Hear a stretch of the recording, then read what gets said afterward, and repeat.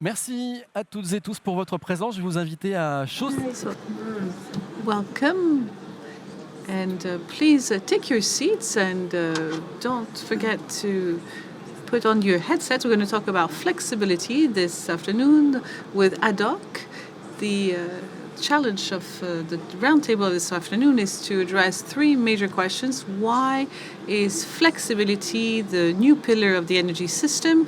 How can we organize it, and how can we implement it throughout the grid and throughout the installations? And what part is going to be taken by the renewable energies. To do that, I'm going to call four speakers who have been looking at flexibility through various angles: the public authorities, the manager of the grid, and the aggregator. For the local government, we're going to welcome Stéphane Louya from ADEME.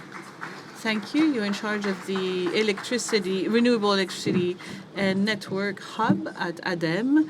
And I would like to know if you're also capable of developing new production capacity as much as managing the flexibility of the network. Now, from the actors of the electricity sector, I call Mathias Lafont, who's a general delegate of UFE, the French Union of Electricity. You're going to describe to us how the system changes, how does it become more centralized, and what is flexibility on demand. And smart equipment as well make coincide production and consumption. With us today to talk about this topic, this is a great actor, Enedis. We welcome Timothée Furoy, who's in charge of the flexibility program with Enedis, which is the forefront of this transformation on the networks. And a new actor, which is in the full development, is an aggregator. Let's welcome Jack. Edward Jack, who is in charge of flexibility with Bohr Energy, and he's supporting all the producers in this new challenge, which is flexibility.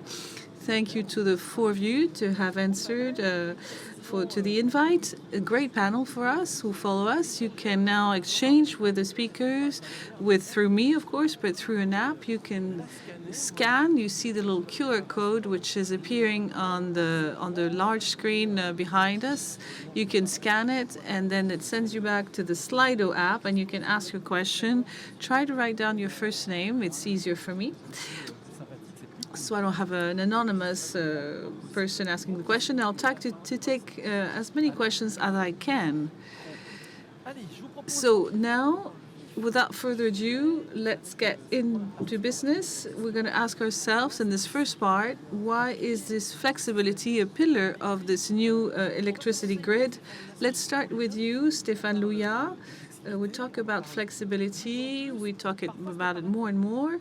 Sometimes it seems to be a bit far away. But what concretely does flexibility mean, according to ADEME, that produces several scenarios of energy and ecological transition? How is it becoming a central pillar of the energy transition? Hello, Olivier. Thank you. Hello, everyone in the room.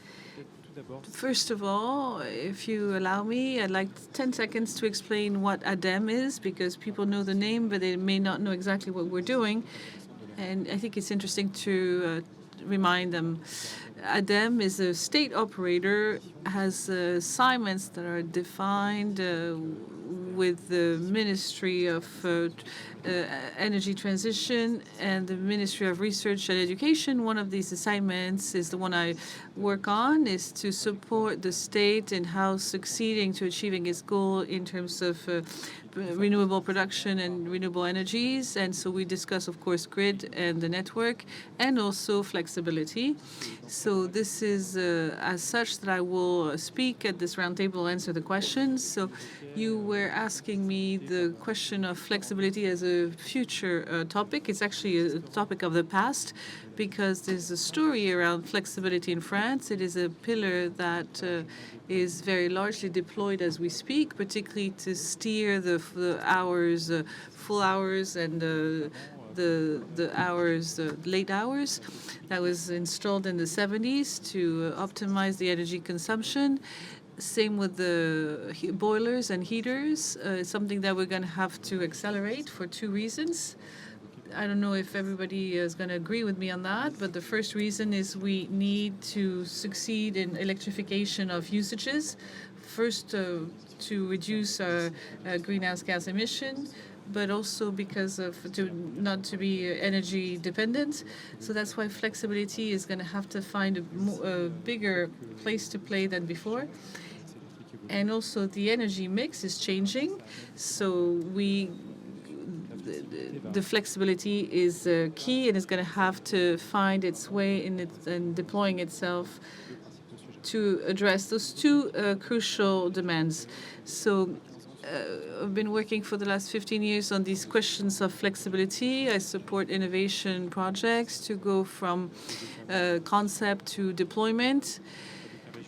With the region Occitania and Ededis, we deployed the Flexitani project years ago already for electric vehicles and bidirectional charging stations. You were talking about the scenario, the Transition 2050 that EDEM published and is actually updating for the publication of 2026 on electricity. Flexibility is also taking a large place and it's also linked to the sustainability of the production, how we translate in our work. We scale back the consumption, we break it down over time, and how we use the water heaters, for example. It also goes by different usages of electricity that will be more flexible. It's a case for electric vehicle, for the industrial sector. We need to look more into flexibility and steering for other uses than just electric vehicles. So there's also storage that we need to think about and steering the production, because the producers are going to play a major part in flexibility. We also have to modulate the production. We already have parks that do that in France, but we're also going to have to manage the production to maintain the stability of the network. So many concepts and maybe novelties and innovations to be deployed, but it's not a new topic. It's something that we are on top of for many years in France. So are we fully ready, and what are the new tools? And I'm going to ask you this question in a moment. So let's hear it from Mathias Lafont. How would you describe this new landscape that we described with Stéphane? What are the challenges that we're facing at the moment? Hello, everyone. I'm going to present UFE quickly. We're a professional federation. We regroup other producers, all forms of energies, renewables, electricity, and other forms of energy. We have a full view on the metropolitan landscape of energy and the providers, aggregators and storage actors as well. Flexibility is not new in the electricity system, but surely it is deployed at a larger scale, and the challenges around this deployment and the fact that there's this dual evolution in the system, the evolution of the production mix with production that is going to be more decentralized and more variable, as you described it, than the different types of production that we were used to in the past. A second part on the electrification of the usages, because once more everything is changing for particular reasons. The major challenge is to get out of fossil fuel energy. It's 2/3 of our consumption of today, so that's the biggest challenge that we're facing at the moment. And we also have maturity of those new forms of energy, electrical vehicle, of course, but heating pumps, processes that were used in the industry. So we're looking at ways to advance the system so it is adapt to its new means of production, and that it can adapt to high peaks of production in the middle of the day. It's when Montpellier, it's not necessarily relevant today, but globally speaking, it is true that because of the heating, we have this to take into account, and also we have the flexibility. We are between 30, 40 gigawatts, the flexibility to obtain, but it's quite a great evolution.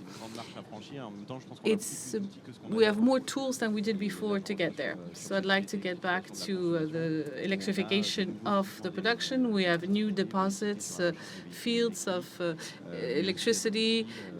We have heater pumps.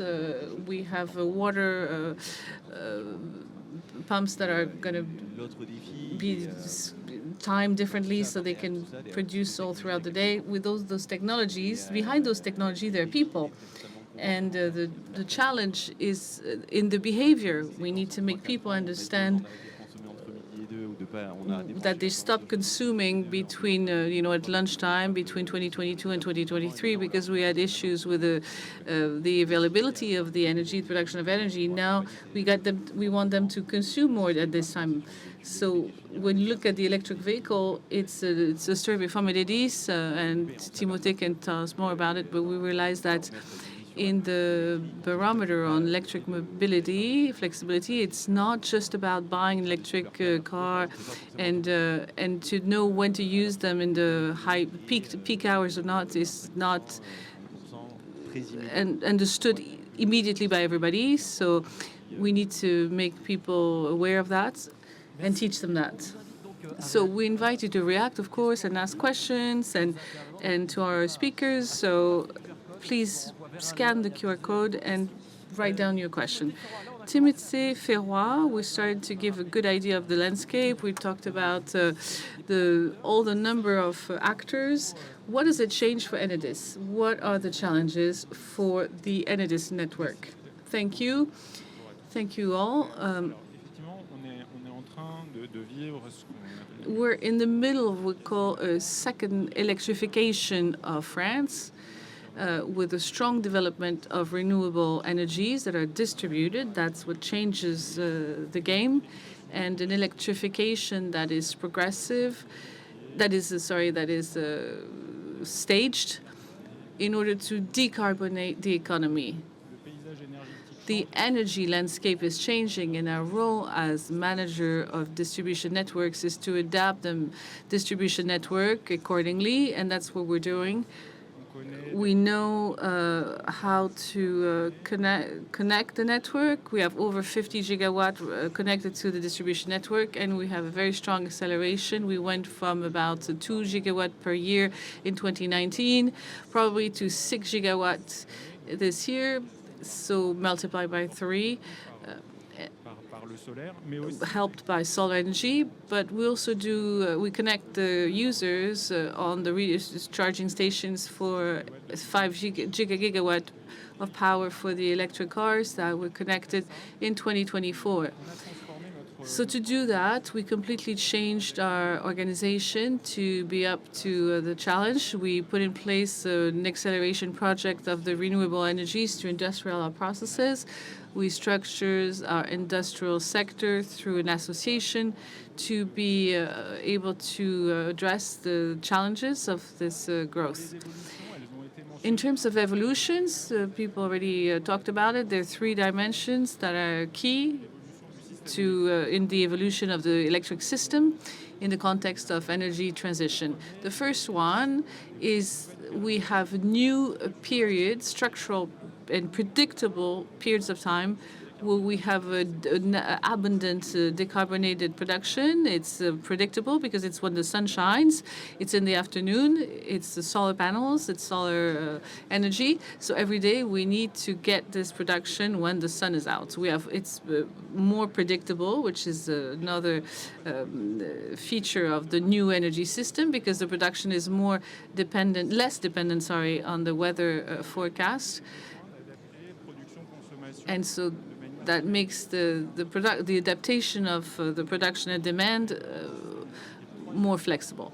And the third challenge is that this transition is completely decentralized and the means of production are connected to the production system, and the assets are being developed. Some assets are being developed on the production system. We talked about electric cars. We talked about water heater.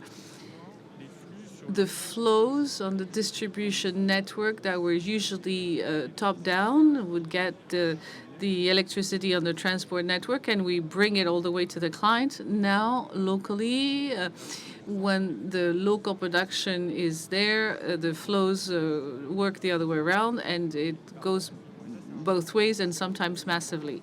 And this is the main change on how to manage the grid. And to balance out the electricity system that was being managed in a centralized way by flexible assets, now is going to need to mobilize flexibility on the distribution network. And the last consequence of that new factor is that it requires a very stronger coordination between the manager of the network and the manager of the transport sector. So we work on that with RTE. Thank you, Timothy. And we're going to finish our roundtable, and I'll take a few questions that arrived, as there were some reactions in the public. Edouard, on the aggregator side, so your work with Bore Energy, you said that finally this idea of this topic of flexibility is the invisible compass of the network. What do you mean by this word? I think it's a very good description. What do you put behind this description, and how does it translate in your everyday work with the producers that you support? Hello, everyone. Thank you. Can everybody hear me? Thank you for giving me the floor. Just a word on Bore Energy. Bore Energy, we're an aggregator, which means that we're advising the producers. We're helping them to sell their energy and sell what they produce as best as we can and generate as more money as we can for them. The image of the compass is not a new compass. It's a compass that's been around for a while.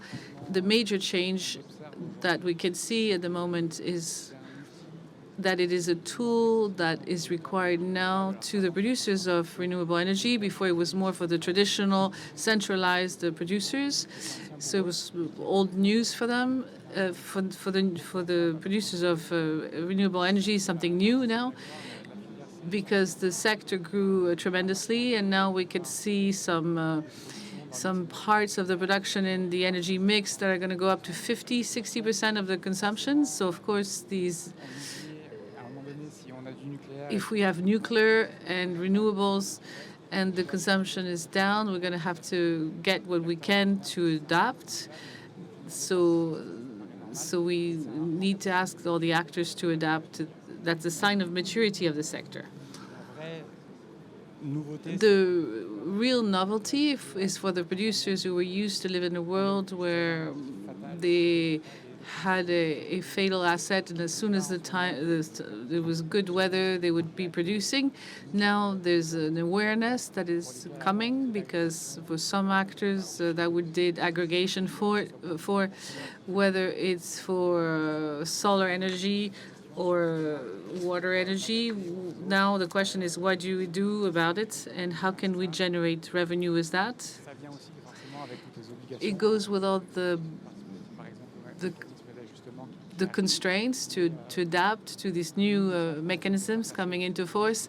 The message that we try to send every day, yes, there's some constraints coming because we need to have a functioning grid, but try to see it as an opportunity, because we're not going to do the flexibility for free. We're going to do it against the pay, against rent, against compensation, and that may compensate some loss of money that you have on other things that are impacting your system, or weak prices, low prices that have a bad impact on the business plan of the producers.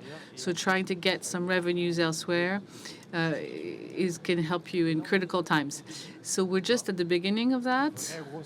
The real awareness is for 2025 is with the evolution of the legislation First of all,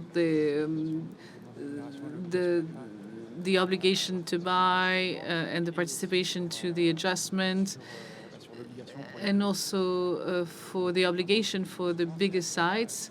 So this is the first signal that was sent, and now, of course, it's in the mind of the producers, and they think that if I'm going to steer my own plant, what can I do to generate additional revenues? Yes, you described it very well for all of you. Before we get into the second part, we're going to look at how we can organize this flexibility. I'm going to take two questions. How can we make the owner of houses who is very aware to these challenges of flexibility, what is in there for him? Who can take this question?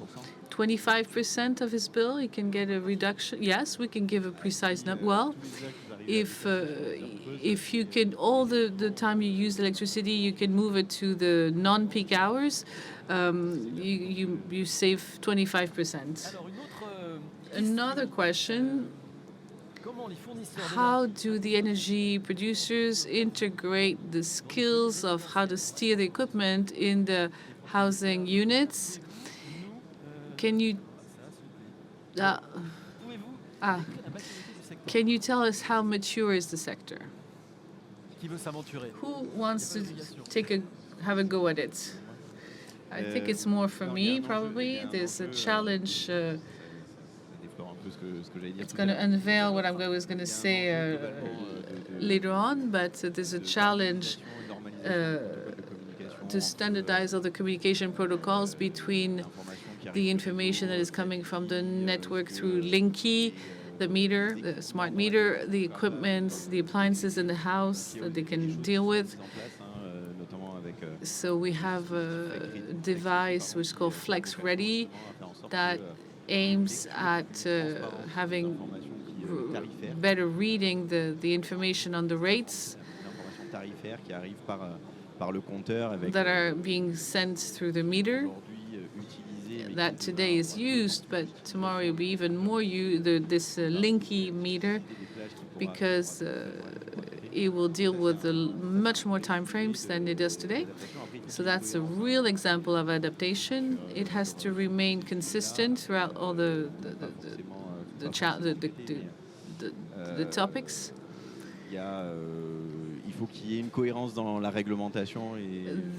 The regulation has to be consistent, but I want to say more. I'll get back to this later on.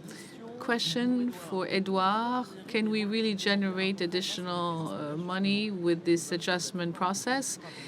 Are we not going to see too many offers on the market? Yes, you can generate extra cash. To quantify them precisely today, nobody is capable to do that. There'll be several impacts that we'll watch.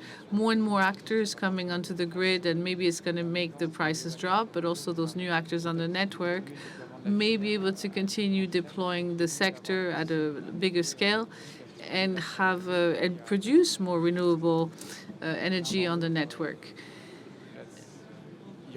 So we'll probably have a drop of prices. We'll never get to zero. There will be some value.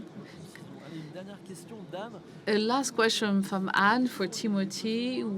Timothy, what are the needs in flexibility for the future? Does it mean that what do we need to have? Could we see some more needs coming out from the network in terms of distribution network?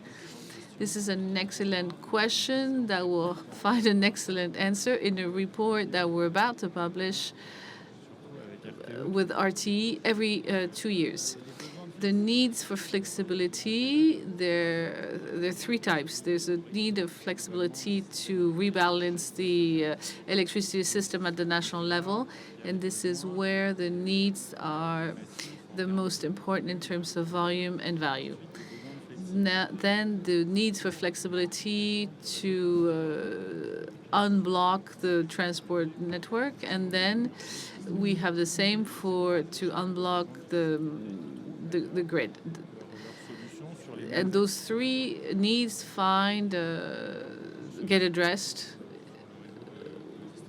and you'll see that in the distribution network. Thank you again for being precise. We have more questions, but they'll fit in the theme that we're going to tackle now. We're going to be even more concrete. We're going to talk about tools. Let's start with Stéphane Louillans. Very simple question. Do we have today in France the technical bricks to produce flexibility and to make flexibility an innate behavior?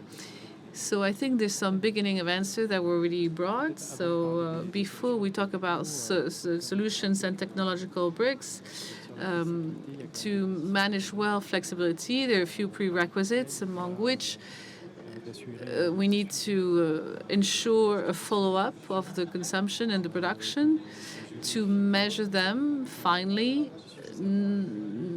regularly speaking as well. We need to analyze all these data. It's not just about collecting them and archiving them. It's about analyzing the data to understand better the consumption behaviors, to identify the room for maneuver in the territories and what types of actors, households or industrial actors. Once we've measured it all, we also need to have systems to control them and to trigger a command. So it could be a variation of power on an equipment. It could be a regulation on a heat pump. It could be an intelligent charging station of an electrical vehicle, or to use that to be pumped back in the system. For all these bricks, we have a solution. We have technical solutions that are already deployed, that have been deployed for a while. We have elimination of consumption meters.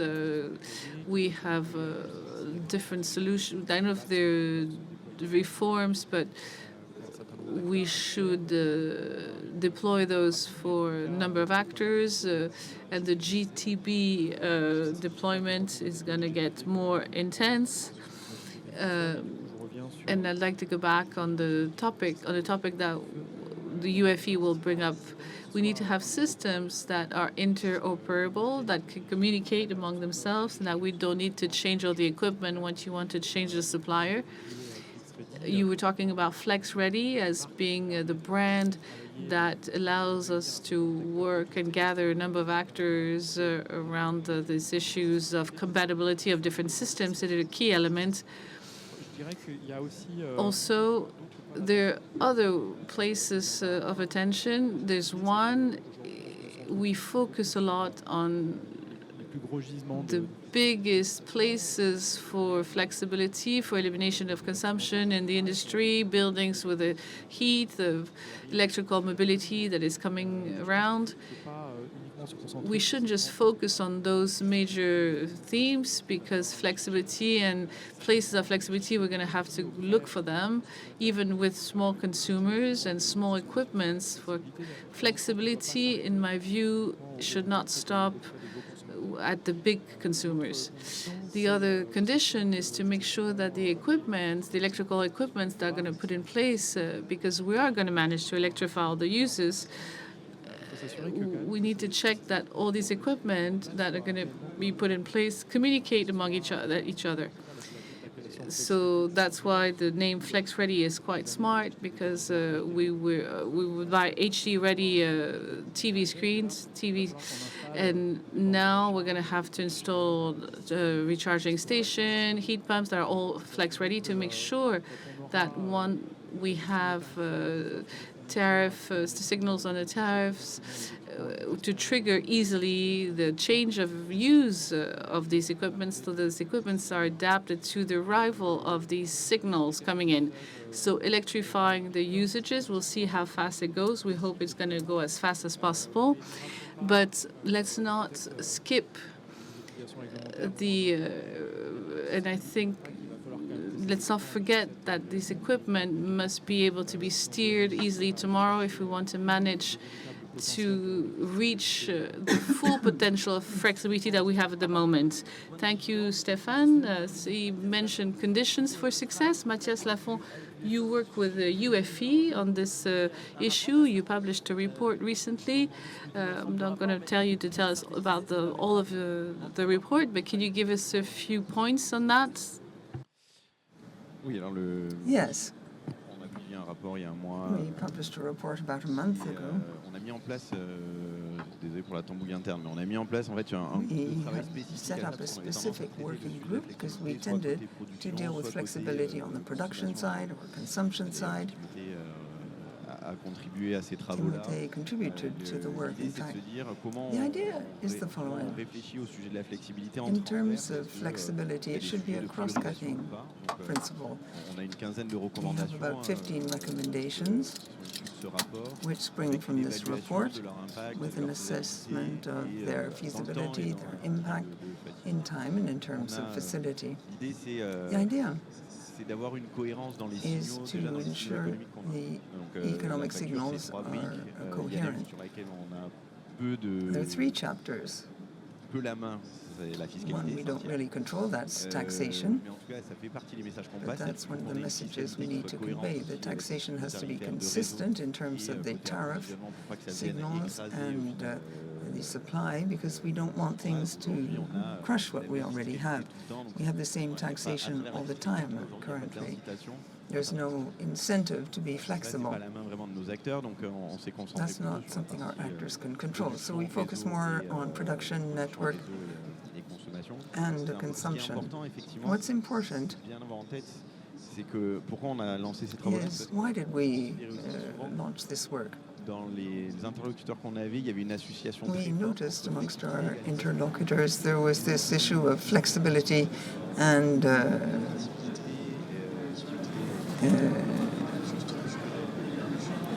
flexibility. We need to look at the structural side in terms of the grid.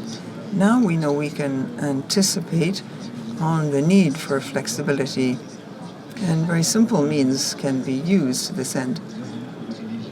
Very simple and light in terms of technology and signals. For example, tariff offers. When it comes to supply, one of the recommendations is to have a sun product. There's no official name. We want a sun product so that a supplier can cover himself. You have certain obligations vis-a-vis suppliers to have to be able to cover requirements. So there's a need to be able to propose all sorts of different contracts. For example, peak times in the morning, off-peak at lunch, and so on and so forth. Why? Because the tariff structure has evolved in terms of peak times, non-peak times. This is something that we'll continue doing. So we all have to do the same thing, basically. That's what I want to say about supply. Likewise, we have the piloting of means of production and the sensitivity to price signals. That is a sign of maturity, you can say. Now you have these production lines, and they act normally when they're within the system. And then you have,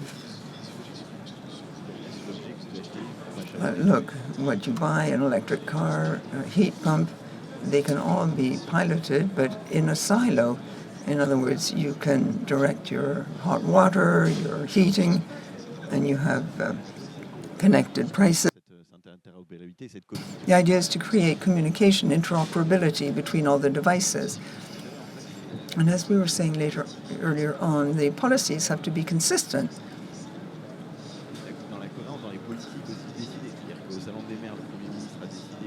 Say the Prime Minister decides to defer the obligation to install a thermostat in each room.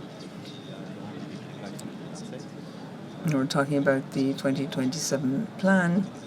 At the Energy Council, we were against this reform while abiding by the objectives. There are no sanctions, of course, so the risk isn't very high. But we just sent out the signal. Removing this would be a negative signal when it comes to flexibility. As I said earlier on, if a private individual has a connected thermostat at 300 to 400 euros, depending on the size of your home, you can economize 200 euros a year, so you've saved the purchase price within 2 years. So this is a good way of supporting change. it's also profitable in the long run for the user. Thank you. Timothée Fourroy. We've been talking about steering, guiding, piloting. That's important when it comes to flexibility. How are you working on this at Enedis? And what about the prediction of flows? Because that's a topic that you raised in your introduction. I'll talk about it later as well in my statement. Now, when it comes to pilotability, the ability to remote control things, the idea is to enhance flexibility. In-house, we have a flexibility program to coordinate our action.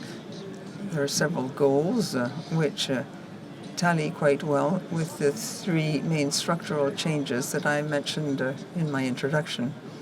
First, you want to facilitate the development of flexibility to even out supply and demand. As managers of the distribution network, we wondered how we could contribute. When it comes to balancing supply and demand, there are two issues. First, you have the development of solar energy with new periods when production is high, etc. So we're contributing to all this if we adapt the tariff signals for off-peak hours, in fact. Usually the off-peak time was at night, and now partly it's in the middle of the day when you have a lot of solar energy. This shifts the pattern of consumption, and thanks to Linky, you can shift consumption which is impacted by this flexibility. For example, like the hot water boiler, and you have gigawatts of consumption which you can shift in this manner. And then there's a second issue when it comes to variability and flexibility. How can you mobilize all your tools to facilitate this kind of development? That's what Stéphane was saying.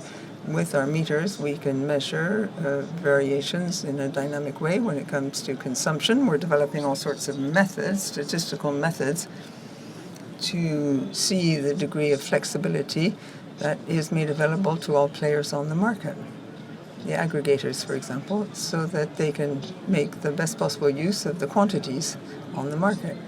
So we have to help in the industrialization and development of all this flexibility, which is very dynamic in nature. Last point, or two last points perhaps. The contractual tools, we're also developing flexible offers so that the players can fit into the grid and the network. We did this with the producers. We have the Reflex project that consists in releasing or giving more capacity in exchange for a limited reduction in production. We're also working on storage. So storage can be developed in areas where there aren't many constraints. This is with a view to developing our flexible offers. For the grid manager at the end, you have to be able to manage the flows in the network, flows in the grid. This means that you need to be able to predict things. Predictions need to be reliable. When you're running the network to the limits of what's technically possible, you have to be able to anticipate certain constraints. And if there are constraints, you have to ensure you have the right levers to contend with the situation. And to organize all this, we also invest in a project which is important. I'm talking about an optimization tool to optimize flows in the distribution network. That will enable us to optimize flows, make predictions, to use all the levers underpinning flexibility in order to dynamically manage in real time. And we can adapt the flows on the distribution network in order to ensure there's a proper balance. I have a question for you. Who defines the new off-peak hours? It's Enedis or the final customer? It's the network manager who defines the off-peak times. They're not defined all alone. There is a regulatory framework we have to abide by. It was laid down by the regulator. And basically, we have to shift off-peak hours in such a way as to avoid certain periods in the morning and in the evening, which are the peak times. The regulator has asked us to shift the off-peak hours and to foster the shift of consumption to the middle of the day when we have lots of solar energy. That's the general framework. Within the framework, we have to take into account the constraints in the local network. You don't have the same profile of injection or withdrawing of energy when you're in rural areas and there's a lot of production compared with a built-up area. So you don't have the same calls being made on the network, and you have to adapt to all these local constraints, but within a global goal to shift more consumption to the middle of the day when there's a lot of solar energy. This report is available on our site. It's on electricity.fr. You can find all our publications on these matters. I'd like to add something about the off-peak times. The number of off-peak hours is defined by the regulator. It's not EnerGaïa. That's one of our recommendations. In the future, we may need more off-peak hours than the 8 ones we currently have. 500 negative hours in 2024. What about the reduction of negative hours thanks to the shift in off-peak times?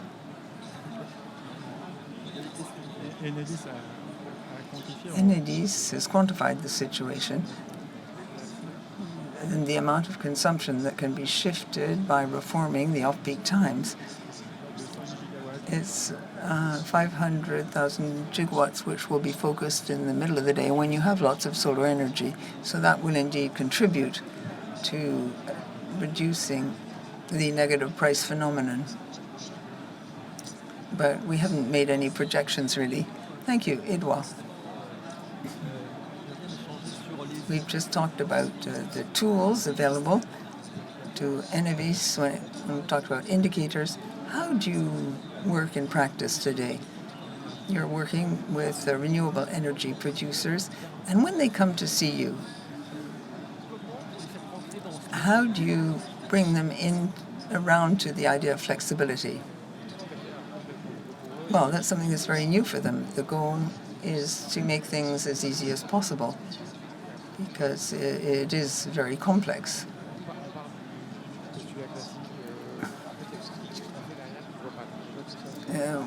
What we do upstream is something you don't see. We forecast their production. We give them help at every stage. Often there's a classical contract. We do the aggregation for them, but that's sort of hidden away. We sell on the market. We predict what we can do for the next day and the day after in terms of production. The idea is to respect the programming obligations. We have to foresee flows. That's a long-standing obligation, and a lot of work has been done to inform players. They need to declare their production for the next day. We offer to do this for them. So, be there flexibility or not, the idea is to abide by the regulatory framework.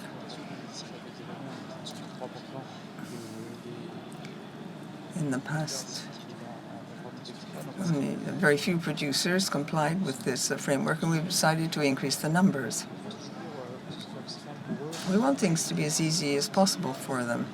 We also deal with participation, communications with RTE, preparation of offers, receiving orders, this and that. So basically, we're there when it comes to forecasting production and running the plant. We're always in direct contact with the plant, and we can indeed monitor the situation in real time. The producers won't be worried that the plant will lose some of its production. We warn, we predict things.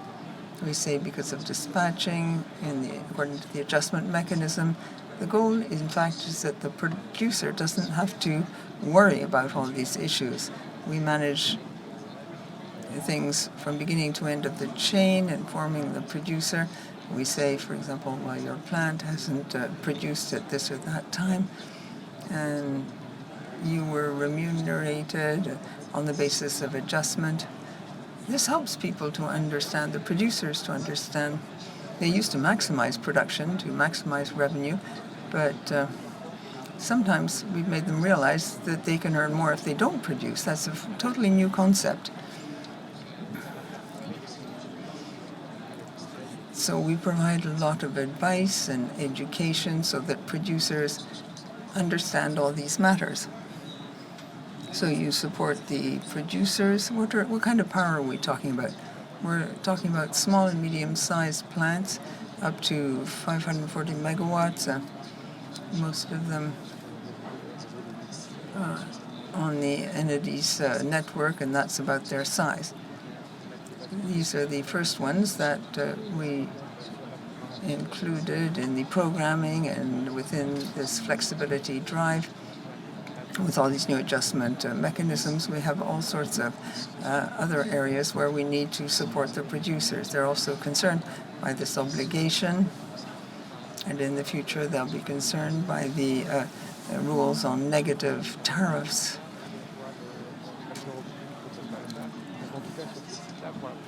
For the very first time, they need to find an aggregator to comply with all the rules. So here again, we work with our customers to ensure they comply with the new regulations.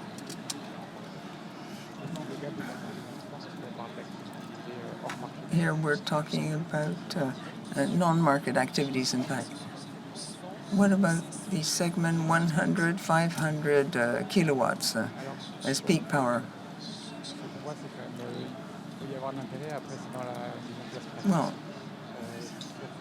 it's always easier to manage one plant with a production of 100 than 10 with a production of 10.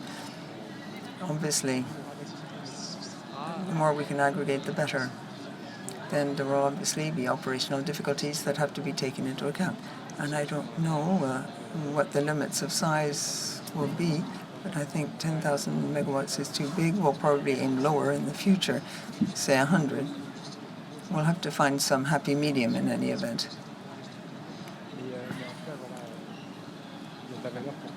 And there's value there for everybody concerned. The idea is just to optimize the situation.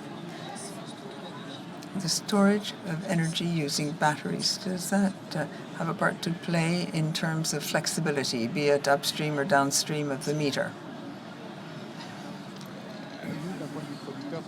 Well, on the producer side, what we anticipate is that we'll have hybrid producers with sun, wind, or hydroelectric energy. They will be producer plus storer, so to speak. And there will be this natural flexibility via batteries and on the production side. Producers and our customers are keenly aware of this need. There's a lot of demand at present.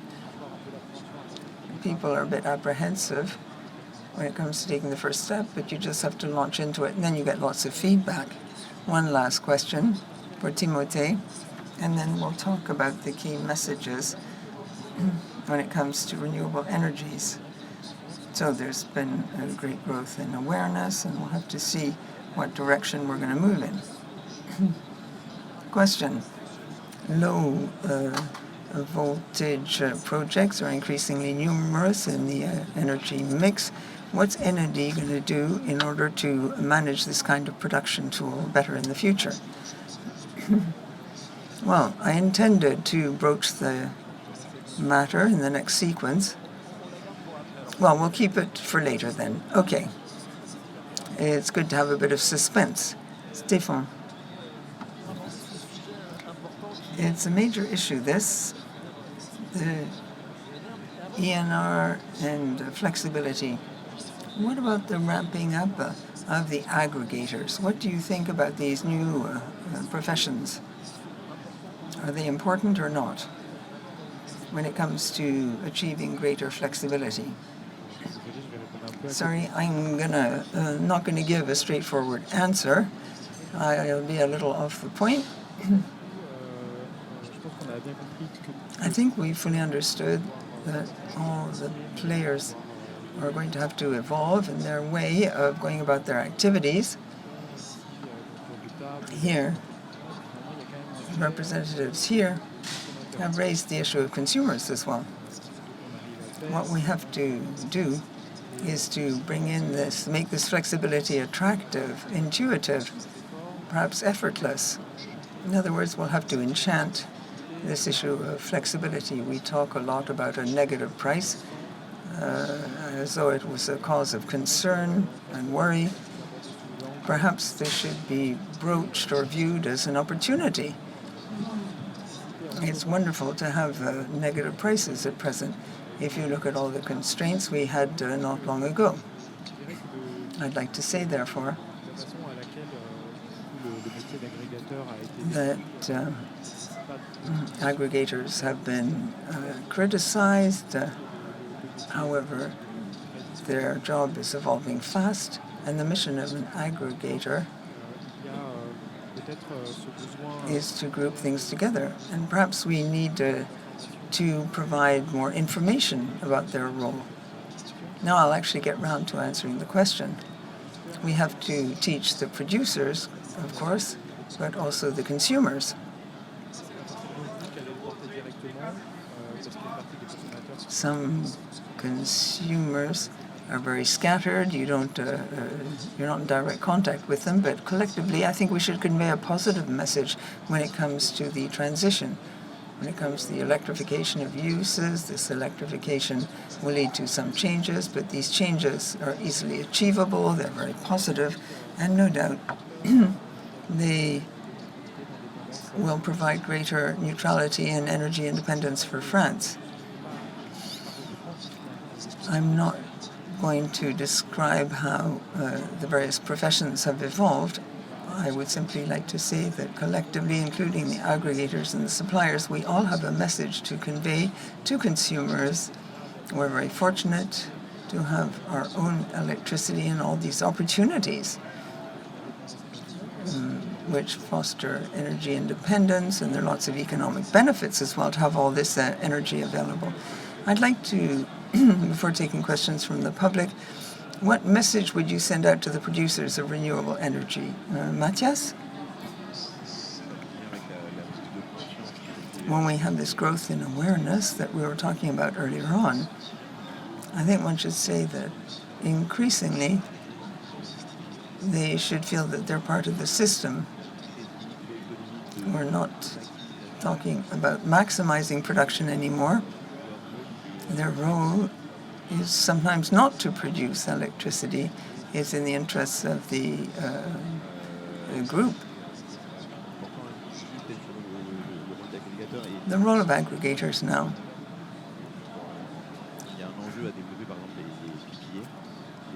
We have to develop purchase agreements, for example, and aggregators have a role to play here. They can aggregate the demand. They can establish this link, in other words, between small producers and small demand units. Consumers must grow aware of these new constraints, where it's in one's interest to follow what's happening, given the amount of data made available by NADs. Thank you very much. Now you'll be able to answer the question.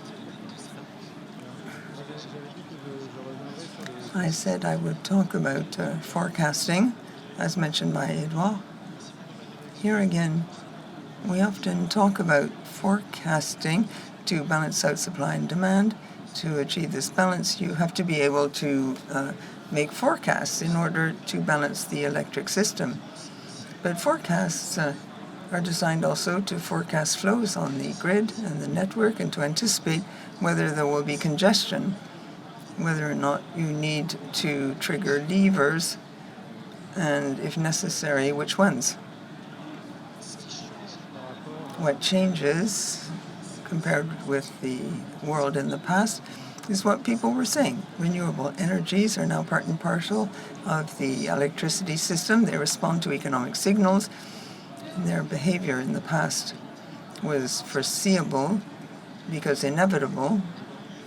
Now, however, it's less foreseeable because you can stop producing, start producing again. Likewise for someone who does the storage. You can set aside reserves. That's very useful for the managers. You don't behave in the same ways, whether you're just injecting or removing electricity from the grid. And that has an impact on flow prediction. All this information is extremely important. It's essential, in fact, because you can anticipate on this balancing of supply and demand. You can have an impact on flows in the network, too. For these reasons, we have proposed to the players that we rework this issue of information. We can work on programming and forecasting so we can foresee behavior over the next few days, the next day, for example, or beyond. The idea being to simplify the kind of information provided. We want to facilitate the transmission of this information, which we can't just foresee all by ourselves. Now, as to remote controlling things, is that useful? Do you need to have facilities that can be remote controlled? Well, in general, we need to increase the levers which are linked with flexibility. Teaching people. Also, we need to have an impact on consumption. All the production units, even small ones, are technically able to be remote controlled. It's not the case currently, but I think there's a huge scope for flexibility in these production plants, even the very small ones. You can see the recent changes in the regulatory framework. The idea is to maximize flexibility.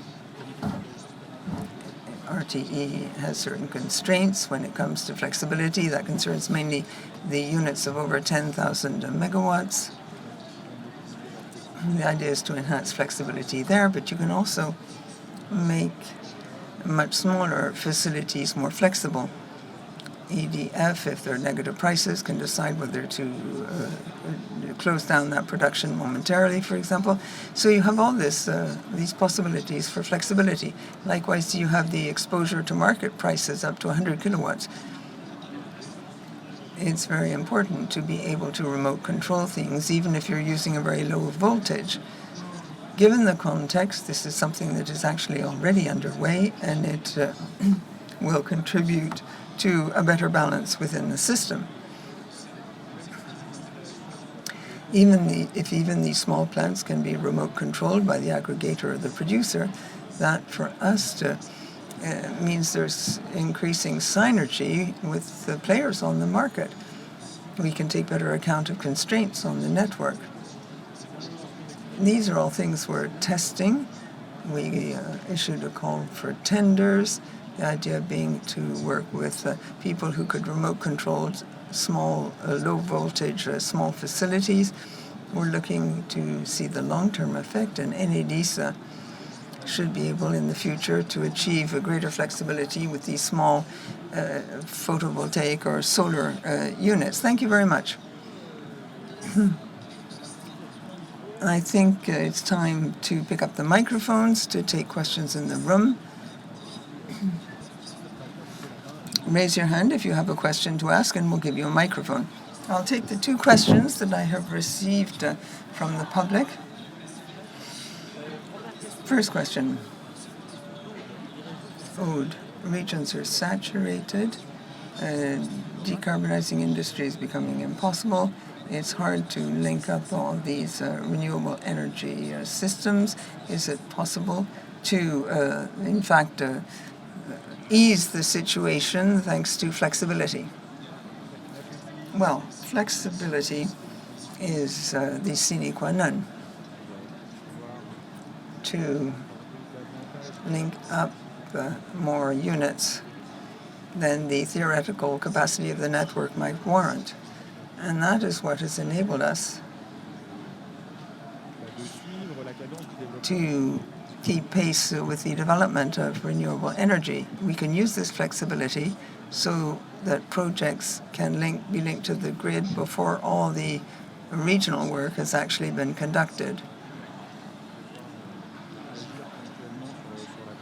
That means we have to act every so often on production, for example, when the network is saturated. This is one of the sine qua nons. But it's not just sufficient per se. When it comes to regional planning, there are places where the goal of the work planned has been reached, and you have to take a second look at the overall plan because things have changed. Well, thank you very much.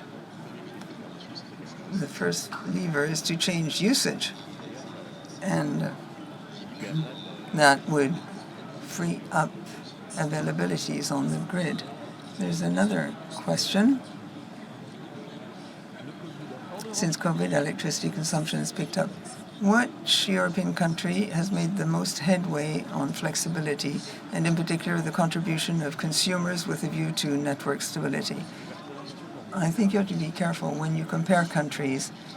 Often the countries we think are the most ahead, like Germany, which is very active when it comes to linking batteries. Well, basically they have an electricity system that's much more fragile than ours. Flexibility is more like a band-aid than a solution. And Timothy has mentioned this. Flexibility is a sine qua non. It's what makes it possible to bridge work and linking to the grid. But this doesn't mean that the system is more evolved. Other question, flexible tariffs like in the Netherlands and Austria. It's complex, but it works. Why haven't we indulged in the same thing? Well, this is on the supply side. I'll take that. There's a cultural issue there, clearly. There are cultures in the northern countries, for example, dynamic pricing is something they are familiar with. It's more deeply anchored in people's mindset, in their culture.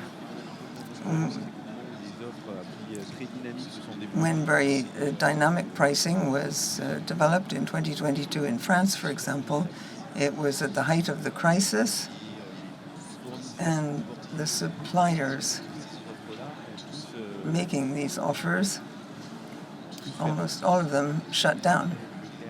Leclerc, for example, Leclerc Energy had planned to make spot pricing in October 2022. This was withdrawn, and that created, because there's a definition of dynamic pricing, which will have to be revised between now and next summer. We work with consumer associations, and this is something which has made the situation rather fragile for these consumers. Maybe Timothée would like to add some information. I hope he won't contradict me. We don't necessarily need something that's very sophisticated per hour. I think we should try and aim for something which evolves a bit faster rather than just peak and off-peak hours, which are the same day after day. That would enable us to be more dynamic on this matter, take more account of structural needs. So that should enable us to meet a lot of flexibility. More questions. There's some very relevant questions. I'd like to be able to take them. What roles are the operations of collective self-consumption play out in the management of flexibility and consumption? Non, si, en En fait, que ça soit So whether it's about collective self-consumption or not, you have to adapt the consumption to the production. That's the key thing. If you have a gap between the moment you produce and the moment you consume, the self-consumption operation won't have a positive impact. So the logic for me is not different from the systemic vision. Just a word on that. The challenge is not in the contract and how we want to sell the electricity between actors. It's about adapting the consumption and the production together. So production to production or vice versa, depending on what is the most flexible. Maybe also the evolutions on the behavior of the self-consumers is not fully measured. There's some works underway in France to better understand if the self-consumers behave more frugally, or maybe there's a rebound factor, which is when they see the electrification of some of their consumption. There's still work to do socially to better understand what will be, how the behavior will change. Production, electric production of nuclear plants, is it ready to play a role in the flexibility of the network with the renewable energies? This is for you, Romain. No, this is more for you, I think. It's already playing a role. Today, you see dozens of terawatt per hour of modulation coming from the nuclear production plants. Should we do it for one type of production or another? Let's make it clear there's no priority for injection. It's a question of situation, and we need to really worry about the sustainability of the electric grid. So the charging of electric vehicles, the bi-directional recharging process, is it operational or not today? There's not many cars today, well, French cars. There was a Nissan Lift, I think, that had a feature of bi-directionality in the car. The R5 has it. But the bi-directionality can be provided by the charging stations. That's what we're saying about Flexitanie that was built up this way. What we can see in terms of value is the V1G, and has a big first pocket of value to date on that. And will it leave time to V2G to grow? V2G is going to come into competition with other features like home storage. There's a new group that developed a joint venture with Renault to have a storage battery before the charging stations, so they can move one consumption to the other, one place to the other.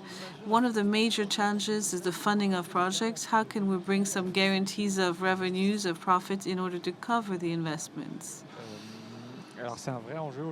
It's a real challenge today because all the money coming from flexibility are market money, so it's less appreciated by the bank that liked the fixed rate framework.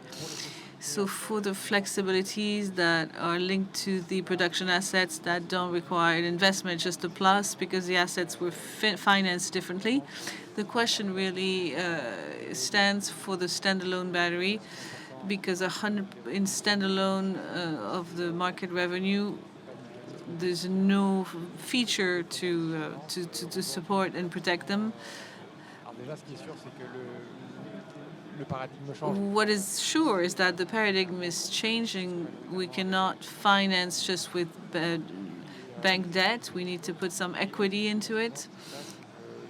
And the producers often are looking for contracts, particularly with the aggregators. So the aggregator will have to take upon themselves the risk to have a minimum guaranteed revenue. And the solution from the market is to place the risk on the aggregator If we can find other solutions that are more optimal, it would be great, because today I think that we haven't found any, so this is how it's working for the moment. But we may need to, for the banks or the funding institutions to get aware. Yeah, it's on the bank side as well, clearly. Timothée was saying and giving us prospects of this structural need for flexibility. So we'll be looking at market assets, but on a market that we can predict pretty well. We went over by 10 minutes our time slots, but I still have some more questions, but I can't answer them all. So thank you all for having sent in all your questions. And thanks to our speakers. Please give them a warm round of applause, and we'll meet again at 3:30 for another conference. Thank you.